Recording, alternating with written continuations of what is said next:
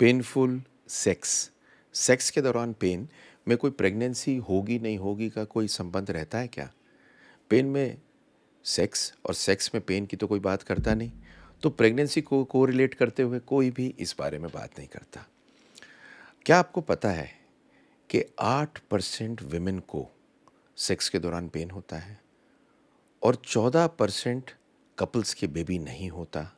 इनमें एक बहुत बड़ा सबसेट उन लोगों का है जिनके सेक्स में दर्द होता है, और ये समझते ही अगर आप इलाज कराएंगे तो आपके बेबी होगा। इस वीडियो में बहुत सारी ऐसी चीज़ बताऊंगा जो कोई नहीं बताएगा। पांचवा पॉइंट सुनिएगा और एंड में बोनस टिप को मिस मत कर दीजिएगा, क्योंकि मैं आपको बताऊंगा कि क्या सेक्स नॉर्मली पेनफुल होता है, पेनफुल होता है तो कब होता है, डिफ़िकल्टी इन गेटिंग प्रेग्नेंट कौन सी कंडीशंस में होता है। लोग इस बारे में बात नहीं करते, लेकिन बात करने की चीज़ क्या है, आप इसका इलाज कैसे कराएंगे, और एंड में बोनस टिप। तो सबसे पहले तो मैं doctor Sunil Jindal, reproductive medicine specialist. सबसे ज़्यादा आनंद प्राप्त होता है आपको बेबी देने में। बहुत प्यार करता हूँ मैं इंसानों से, तो मुझे बड़ा अच्छा लगता है जब आपके बेबी होता है, क्योंकि आप भी खुश होते हैं उस बेबी को लेके। लाइक शेयर सब्सक्राइब ज़रूर कर दीजिए। ऐसी वीडियो कोई बनाएगा नहीं, बनाता नहीं, देता नहीं, इसलिए मैं कह रहा हूँ। तो शुरू करते हैं और आपको बताता हूँ कि सबसे पहले तो सेक्स पेनफुल नहीं होना चाहिए। मतलब ये समझ लीजिए, 3 से 4 विमेन कभी न कभी, 3-4 में से 75% विमेन को कभी ना कभी दर्द ज़रूर होता है, और 8 से 10% को दर्द रहता है। इस पेनफुल सेक्स को डिस्पेरूनिया बोलते हैं। पर क्या ये प्रेगनेंसी में इंटरफेयर करता है? क्या ये दिक्कत करता है? हाँ, कर सकता है। करता तब है जब कुछ कंडीशंस ऐसी होती हैं जो सेक्स में पेन देती हैं और साथ साथ इनफर्टिलिटी करती हैं। पर पेनफुल सेक्स पर इटसेल्फ ऐसा नहीं होता कि पेनफुल सेक्स से आपको बेबी नहीं होगा, ये भी समझिए। बहुत सी औरतें को हल्का सा पेन होता है जब ओवुलेशन होता है, जब अंडा फूटता है, पर वो पेनफुल सेक्स नहीं, नीचे की तरफ को पेन होता है। तो अब आपको मैं बताने वाला हूँ कि क्या is pen during sex ever normal. मतलब ये तो मैंने आपको बताया कि पेन नहीं होना चाहिए सेक्स में, पर क्या कभी कभी नॉर्मल होता है? देखिए, ओकेजनल डिस्कम्फर्ट नॉर्मल हो सकता है। कभी कभी इनएक्सपीरियंस होता है, पहली बार आप सेक्स कर रहे होते हैं, अपनी मसल्स को टाइट कर लेते हैं, आपको डर होता है, एंग्जाइटी होता है। जैसे कि पहले कुछ बार सेक्स करने में, वेडिंग की फर्स्ट नाइट को आपको कुछ पेन हो सकता है, पर ये पेन एक्चुअली होता नहीं है। एक दूसरा कारण होता है कि सेक्स के दौरान में अगर बहुत रफ सेक्स किया जाए, उसके अंदर जो सर्विक्स होती है, बच्चेदानी का जो मुंह होता है, उस पे अगर बहुत ज़्यादा प्रेशर लगे तो वो पेनफुल हो सकता है। तीसरी चीज़ होती है, अगर फोर प्ले के बाद में आपको सेक्सुअल अराउजल प्रॉपर ना हो, लुब्रिकेशन पॉसिबल ना हो, तो आपको पेनफुल हो सकता है। पर ये सारी चीज़ें एक बड़ी सिंपल सी आपको समझ में आ जाता है कि ये पेनफुल नहीं, ये डिस्कम्फर्ट है, कुछ और कारणों से है।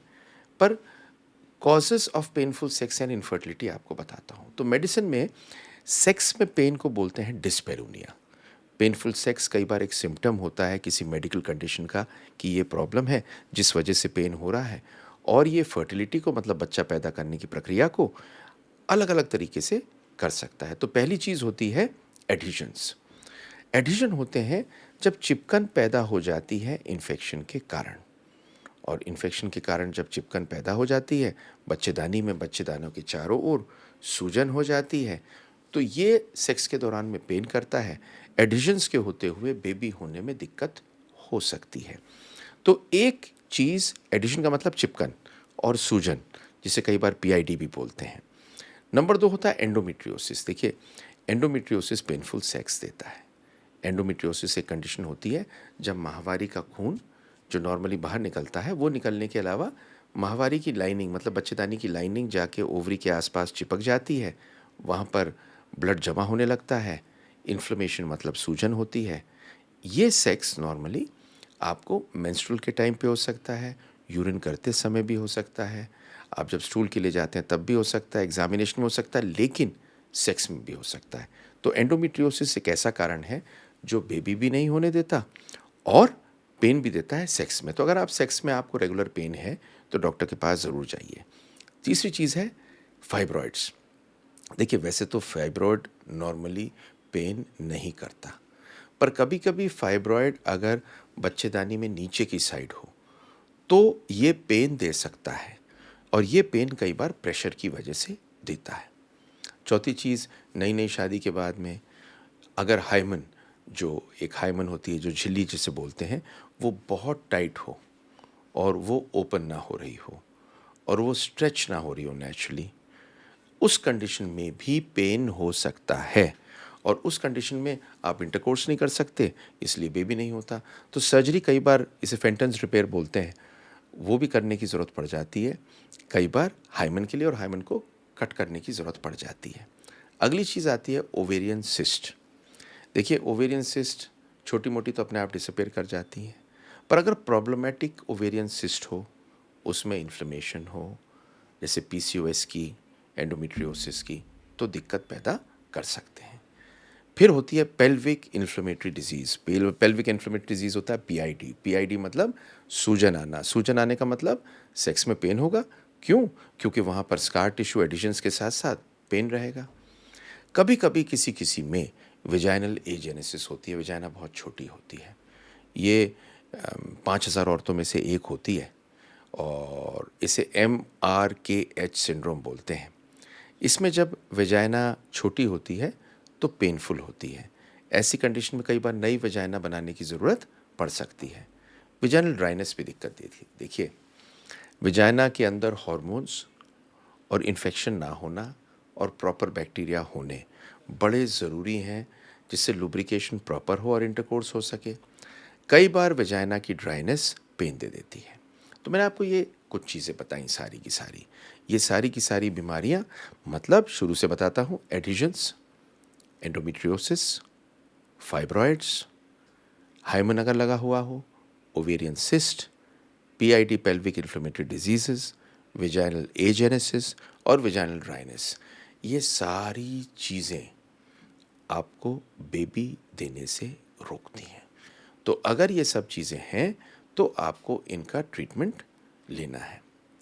अब अगली आती है कहानी कि ये तो हो गई वो बीमारियाँ, पर क्या कुछ ऐसी बीमारियाँ होती हैं जो painful sex can make it difficult to get pregnant? Yes, मतलब ये बीमारी नहीं है, आपको पेनफुल सेक्स है। तो दो कॉमन प्रॉब्लम्स हैं जिनकी वजह से पेनफुल सेक्स होता है। एक होता है वल्वोडाइनिया, एक होता है वेजिनिस्मस। वल्वोडाइनिया होता है पेन जो बाहर की तरफ होता है, वेजिनिस्मस होता है जो पेन अंदर की तरह होता है। तो 6 से 20 औरतों को कभी ना कभी ज़िंदगी में वल्वोडाइनिया होता है, और इसमें ट्रीटमेंट में बहुत बार आराम मिल जाता है।